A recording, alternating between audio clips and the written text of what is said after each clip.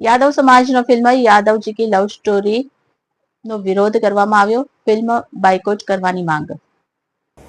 યાદવ સમાજના અગ્રણી અને સંગઠનોએ આ ફિલ્મને લઈ ગંભીર વાંધો ઉઠાવ્યો છે. સમાજના પ્રતિનિધિઓનું કહેવું છે કે આ ફિલ્મમાં યાદવ સમાજના માન સન્માનને ઠેસ પહોંચાડવામાં આવી રહી છે તેમજ લવ જિહાદને સમર્થન આપવાનો પ્રયાસ થઈ રહ્યો છે. તેમનો આરોપ છે કે ફિલ્મના નિર્માતાઓએ ઇરાદાપૂર્વક યાદવ સમાજનું નામ જોડી સમાજની મર્યાદા સાથે ચેડા કર્યા છે.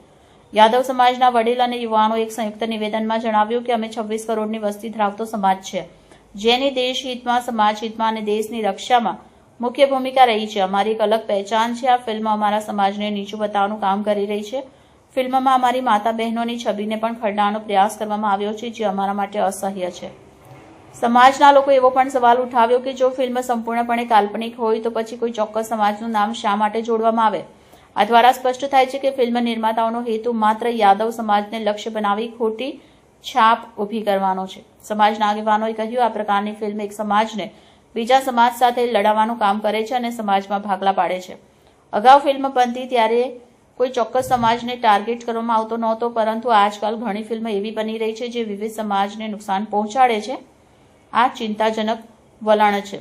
યાદવ સમાજે ફિલ્મ સામે કડક વિરોધ નોંધાવ્યો છે અને ફિલ્મ પર તાત્કાલિક પ્રતિબંધ મૂકવાની માંગ કરી છે. તેમણે સ્પષ્ટ કહ્યું છે કે આ ફિલ્મને રિલીઝ થતી રોકવામાં નહીં આવે તો તેઓ ગાંધીવાદી અને બંધારણીય માર્ગે આંદોલન કરશે. સમાજના લોકો ફિલ્મ સાથે સંકળાયેલા તમામ કરતા ધરતાઓ સામે કાયદેસરની કાર્યવાહી કરવાની પણ માંગ કરી છે.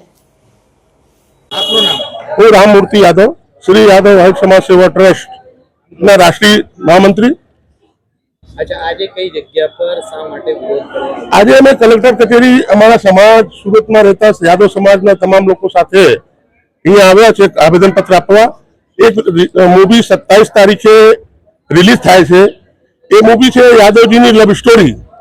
એમાં જે છે ને એ સ્ટોરીમાં જે ફિલ્મ નિર્માતા છે અમારા સમાજ સામે અમારી સમાજ સાથે બહુ અન્યાય કર્યું છે. અમારી મા બહેન ને ખરાબ રીતે એ લોકો દર્શાવ્યા છે, લવ જિહાદને પ્રોત્સાહન આપી રહ્યા છે. એના વિરોધમાં અમે અહીંયા આજે આવેદનપત્ર કલેક્ટરશ્રીને આપવામાં આવેલ છે અને અમારા આ આવેદનપત્રમાં એવું લખ્યું છે કે જો આ મૂવીને બેન નહીં કરવામાં આવશે, બાયકાટ નહીં કરવામાં આવશે તો અમે ઉગ્ર આંદોલન અહીંયા કરીશું.